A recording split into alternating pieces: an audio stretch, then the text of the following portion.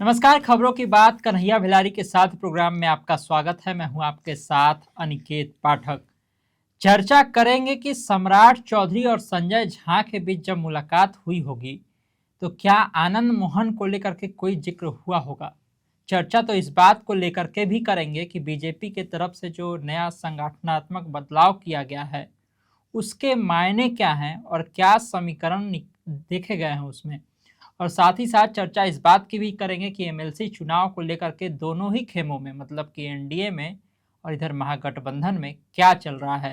तमाम चीज़ों पर बातचीत करने के लिए हमारे साथ खबर पॉइंट के editor in chief Kanhaiya Bhilari sir है। बहुत बहुत स्वागत सर। Thank you. सबसे पहला सवाल जो है वो होगा, दिल्ली में गए सम्राट चौधरी, उसके बाद वो मुलाकात करते हैं कई नेताओं से, लेकिन सबसे ज़्यादा जो लोगों की नज़र में आया कि संजय झा से उनकी मुलाकात होती है और बजाते बैठ करके काफ़ी देरी बातचीत भी होती है। तो लोग चर्चा इस विषय को लेकर के कर रहे हैं कि जो आनंद मोहन वाला वही प्रकरण चल रहा है, क्या दोनों की मुलाकात के बीच में इसको लेकर के भी कोई बातचीत हुई होगी, कुछ तय हुआ होगा। दो बड़े नेता हैं, एक मुख्यमंत्री हैं और एक जो सहयोगी बड़ी पार्टी है 85 जिसके एमएलए हैं और उसके कार्यकारी अध्यक्ष हैं। एक तरह से सब कुछ वही हैं। नीतीश कुमार, स्वाभाविक रूप से बात हुई होगी। ऐसा थोड़ा कि भाई बिहार के पॉलिटिक्स में पर तो बात होगी ना, और क्या बात करेंगे लोग। दो बड़े राजनीतिज्ञ मिल रहे हैं तो बिहार के पॉलिटिक्स पर बात किए होंगे, किस तरह से पॉलिटिक्स चल रही है। और अब सम्राट चौधरी बात किए होंगे, क्योंकि ये जो भी आनंद मोहन जो मामला उठा रहे हैं वो तो जेडीयू पर उनका है, जेडीयू का मामला है, तो बीजेपी पर कुछ बोल नहीं रहे हैं। बिल्कुल प्रत्यक्ष रूप से हल्का फुल्का मार रहे हैं हिंट उंट, लेकिन उस तरह से बीजेपी के खिलाफ वो नहीं बोल रहे हैं। तो सम्राट चौधरी के समर्थन में है, सम्राट चौधरी के समर्थन में है, बिल्कुल समर्थन में है। लेकिन ये तो कहते हैं नहीं कि भाई आखिर केंद्र में एक भी राजपूत क्यों नहीं मंत्री बनाया गया। यही बोल देते हैं। और ये भी बोल रहे हैं कि राजपूत और मुसलमान से टारगेट किया जा रहा है, एक सॉफ्ट टारगेट, एक मेन टारगेट। हाँ, किया जा रहा है। तो ये तो एनडीए पर उनका है और खास तौर से बीजेपी पर। तो कह रहे कि एनडीए को नुकसान होगा, ये भी कह रहे हैं वो नुकसान होगा। तो जरूर बात किए होंगे, आनंद मोहन की भी बात किए होंगे, लेकिन हमको पता नहीं, ऐसा लगता है आनंद मोहन के बारे में नहीं बात किए होंगे। वो लोग दूसरी बात किए होंगे। हो सकता है कि एमएलसी का जो चल रहा है हाँ, उस पर बात किए होंगे। रात को भोज भी दिए सम्राट चौधरी। हाँ, भोज भी दिए। भोज में सब बिहार के नेता या और भी लोग आए होंगे, शामिल भी हो सब शामिल। चिराग पासवान से लेके संजय झा, ललन सिंह, सब लोग चल। हाँ, मांझी जी नहीं हुए। मांझी जी नहीं हुए, यही तो सवाल उठ रहा है। तो मांझी जी के एक आदमी से हमने बात किया जो उनके साथ रहते हैं, दानिश रिजवान हैं। तो उनका कहना है कि तबीयत उनकी नासाज है। तो हो सकता है कि तबीयत खराब हो। ये तबीयत खराब ही है या फिर थोड़ी नाराजगी भी है एमएलसी के सीट को लेकर के, क्योंकि कल ही जिस दिन सम्राट चौधरी के यहाँ पर भोज हुआ उसी दिन एक तस्वीर भी सामने आती है जीतन राम मांझी की श्रेयसी सिंह के साथ में। उनसे तो मुलाकात कर रहे हैं, श्रेयसी से मुलाकात। तो ठीक है, मान लो कि गई होंगी, तो अब कहाँ, घर पर गई कि ऑफिस में गई, ऑफिस टाइप ही लग रहा था। हो सकता है मिल लिए हों। लेकिन जो खबर है कि भाई नाराजगी एमएलसी सीट को लेकर के, वो मांग कर रहे हैं कि हमको एमएलसी के एक सीट दिया जाए। तो अभी तो वहीं नॉमिनेशन भी होने वाला है राष्ट्रपति के द्वारा, फरवरी मार्च में 12, हो सकता है उसमें हो जाए। अच्छा, जोर तो थोड़े है, मतलब अभी जो आने वाला समय में हो जाएगा। लेकिन तय सम्राट चौधरी तो तय करने वाले हैं नहीं।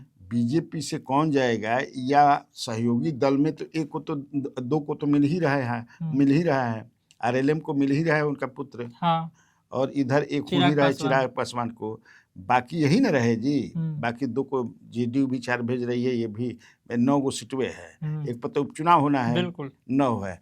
तो मान ले कि 9 गो है, तो उसमें 9 में कैसे एडजस्ट करेंगे लोग। तो मांझी जी को हो सकता है कह दे कि भाई 12 का नॉमिनेशन होने वाला है, उसमें आपका कर दिया जाएगा, तो मान जाएंगे। लेकिन एक प्रेशर बना रहे, प्रेशर लोग बनाते भी हैं कि भाई हमको भी मिलना चाहिए। हमारे 5 एमएलए हैं, आप 4 एमएलए वाले को तो बना ही रहे हैं ना जी, एक तो दे रहे हैं उनके पुत्र को। बिल्कुल। तो हमारे भी तो अभी कितना रिश्तेदार खाली बैठल बनन। रिश्तेदारी को न किसी बनाएंगे, बिल्कुल। ज्यादा संभावना तो वही है।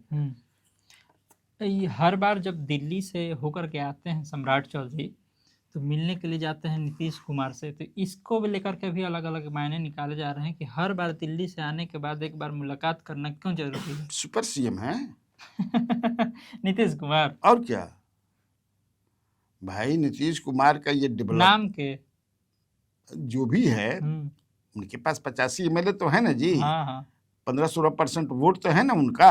जब तक वो हैं तो थोड़े कहीं उठवा जाएगा, जहाँ वो रहेंगे तहाँ जाएगा, तो उनको हाजिरी देनी ही पड़ेगी।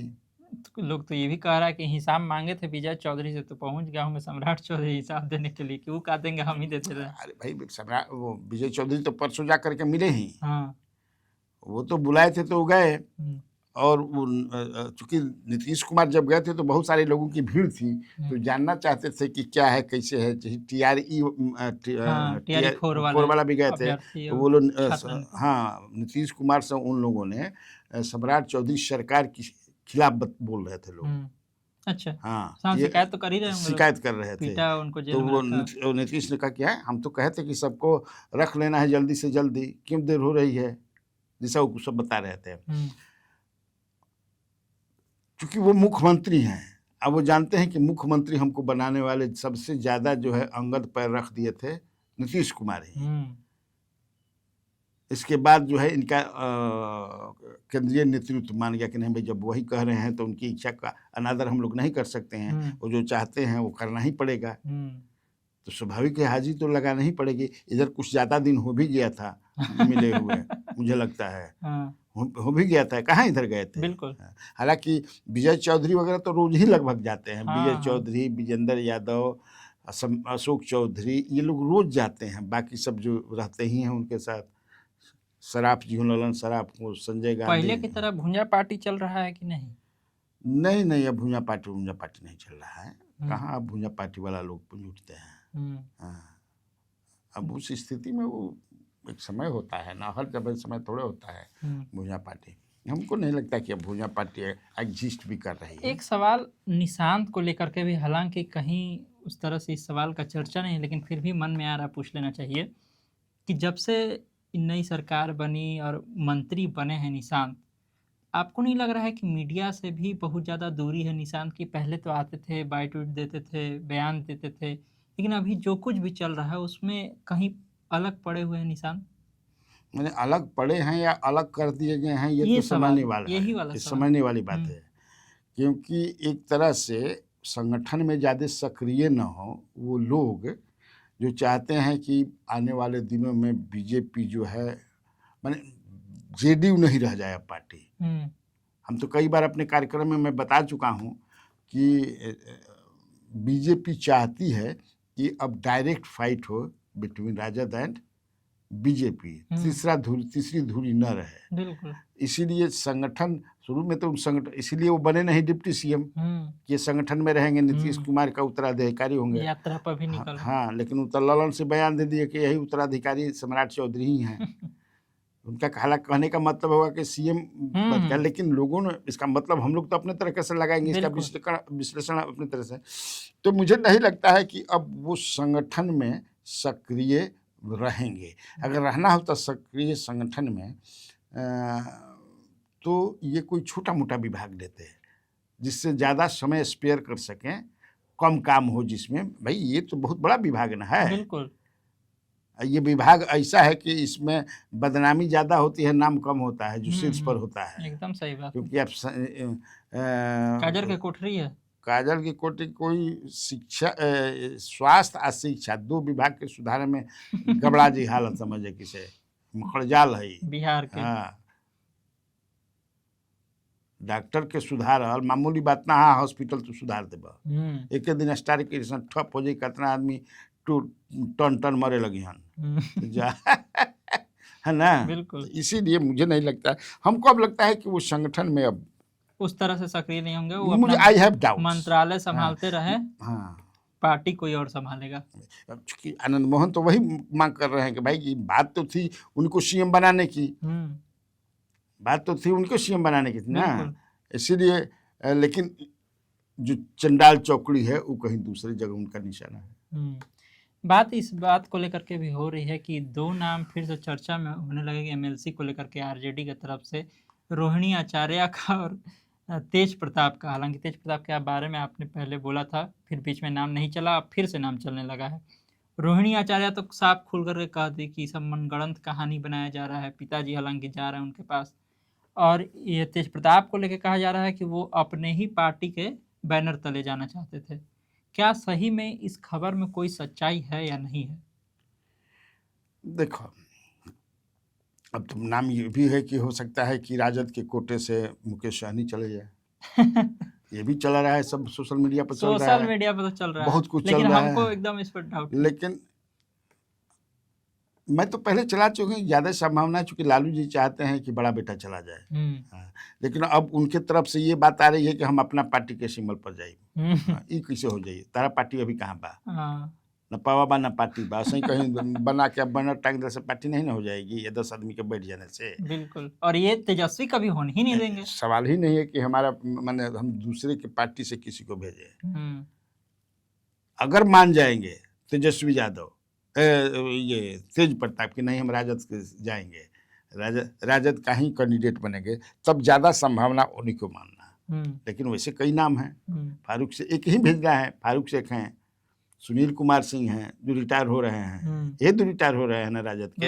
हाँ, तो ये लोग भी हैं। लेकिन अगर ये दोनों नहीं जाएंगे तो सुनील कुमार सिंह का पक्का माना जाए, ज़्यादा संभावना उनकी है। इसलिए कि एक हाउस में जिस तरह से वो सरकार की धज्जी उड़ाते हैं, फैक्ट्स आधारित जो है, जो सरकार को जिस तरह से घेरते हैं सुनील कुमार सिंह, माने बढ़िया बोलना, जानकारी के साथ बोलना। हाँ, दो बात है सही। तो सुनील कुमार सिंह लिखने पढ़ने वाले आदमी है ना, डाटा के साथ, फैक्ट्स के साथ, सच्चाई के साथ वो सरकार को घेर देते हैं, सरकार असहज हो जाती है। हम लोगों ने देखा है विधान परिषद में सबसे मुखर आवाज है विपक्ष के। तो अगर ये दिमाग में आए कि नहीं ऐसा हमको एक विधान परिषद में चाहिए जो सरकार को घेर करके जनता के सवाल को ला दे, तो उससे पार्टी को ही फायदा होगा।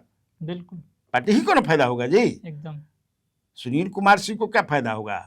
राजद को फायदा होगा। लोगों के मन में जाए कि नहीं भाई ऐसे लोगों को ये बना रहे हैं जो हमारे सवाल को उठाए, सरकार की कमियों को गिनाए। फिर तो चर्चा ये भी होने लगेगी काहे फारूक को नहीं भेजा गया, इनको काहे भेजा गया, कहाँ गया एमओआई का समीकरण। नहीं, ये समीकरण मान फारूक को नहीं भेजे तो एम जाएंगे कहाँ? इधर तो हो रहा है कि भाई राजपूत को जोड़ने वाली बात है ना। ये भी तो चल रहा है ना, MOIR को मजबूत किया जाए। लेकिन अब अगर उधर बनाना होगा, अगर सुधाकर सिंह को प्रदेश अध्यक्ष, तो इधर भी तो कुछ बदलाव हो सकता है। बिल्कुल, ये भी हो सकता है। फारूक शेख को मैं थोड़े कह रहा हूँ कि आउट ऑफ कंटेस्ट हैं, कंसिडरेशन है, ऐसा मैं नहीं कह रहा हूँ, वो भी कंसिडरेशन में है। ठीक, अब ये जो नोटिस जारी हो रहा है बार बार, हालांकि नोटिस से पहले हम बात कर लेते हैं, हम भूल गए संगठन में जो बड़ा बदलाव हुआ है भाजपा का, उस पर चर्चा करना जरूरी था और वो आ गया लास्ट में। संगठन में बड़ा बदलाव हुआ है, आप देखे ही कि कितने सारे नाम आए, उपाध्यक्ष बनाए गए, महामंत्री बनाए गए। ये जो बदलाव हुआ है, इस बदलाव का सार क्या निकला, किसको क्या मिला, समीकरण क्या है? क्या समीकरण? जातीय समीकरण। जातीय जो कोर वोटर हैं भाजपा के, जो टोटल अभी जो बने हैं वो लगभग 45 बने हैं, 44-45 बनाए गए हैं, जिसमें 14 उपाध्यक्ष हैं। पहले तो 10 ही उपाध्यक्ष होते थे। सम्राट चौधरी 12 किए जब अध्यक्ष थे, उन्होंने 12 किया था। फिर इस बार जो है 14 हो गए। मुझे लगता है कि जो कोर वोटर उनके हैं उन पर ज़्यादा वो लोग ध्यान दिए हैं। अपर कास्ट उनका कोर वोट है। ठीक, तो जितने भी बनाए गए हैं उसमें देखोगे कि 46-47% लगभग 22 माने लगभग 22 जो है अपर कास्ट के हैं। बिल्कुल, या राजपूत भूमिहार लगभग बराबर ही हैं, एक हो सकता है भूमिहार ज़्यादा है शायद। और इसके बाद तुमको ब्राह्मण भी 4 हैं, कास्ट भी 1 हैं, 1 या 2 हैं। तो कुल मिलाकर के मैं देख रहा था कि 22 से समझ लीजिए 45 में क्या % हो गया, लगभग 45-46-47% हो गया ना जी। सवर्ण बहुल है, कैसा लगभग 50 के आसपास आप मानिए, बिल्कुल। 50%। बिल्कुल। तो उनका कोर वोटर हैं, लेकिन तब है कि वो कितना परसेंट है टोटल पॉपुलेशन में, अपर कास्ट माने जाते हैं कितना, 14-15%। 14-15%। उसमें मुसलमान भी अगली जाति के हैं, तो अब कितना हो गए, बिल्कुल। आप सब जो जाड़ करके 11-12% हैं। और लेकिन आपको, हाँ, तो आपको संगठन में इतना रखा जाता है इसलिए कि कोर वोटर हैं। अच्छा। संगठन में इसीलिए रखा, मुझे जो लगता है तब न रखा गया है जी। बिल्कुल। हालांकि उसमें मैं देख रहा हूं कि वैश्य भी हैं 4, पासवान भी 3 हैं, यादव खैर रखने का कोई सवाल नहीं है, तो एक एक है, यादव एक केवल। यादव हैं, कुर्मी एक हैं, कुशवाहा 2 हैं, बनिया भी 2 हैं, नुनिया भी हैं। एक्सट्रीमली बैकवर्ड कास्ट से जितना रहना चाहिए था वो नहीं है। नहीं है, 36% है टोटल, और उसमें से अकलियत को निकाल दिया जाए तो लगभग सभी 27% है। बिल्कुल। तो उतना मुझे नहीं दिखा कि उतना परसेंट में रखा गया है इनको। अच्छा, तो ये भी हो सकता है नहीं रखने के कि भाई अति पिछड़ा जो वोट बैंक है वो तो नीतीश जी के साथ है, और नीतीश जी हम लोग के साथ हैं। अच्छा, इसीलिए आवश्यकता नहीं है। हाँ, अच्छा, लड़ाई लड़ती है बीजेपी की 35% रिजर्वेशन फॉर वुमेन, हमको लगता है 2 या 3 बनी है। बिल्कुल। तो भी तो 35% नहीं हुई। बिल्कुल नहीं। नहीं जी, हमको लगता है कि 2 बनी हैं, 2 ही 3 है ना, 2-3 से ज्यादा है। हाँ, एगो नीसू बनी है महिला की, 3 शायद बनी है, कोई पासवान बनी है, सारिका पास, क्या नाम है उनका, कौन पासवान नाम है, देख लो, देख लेते हैं।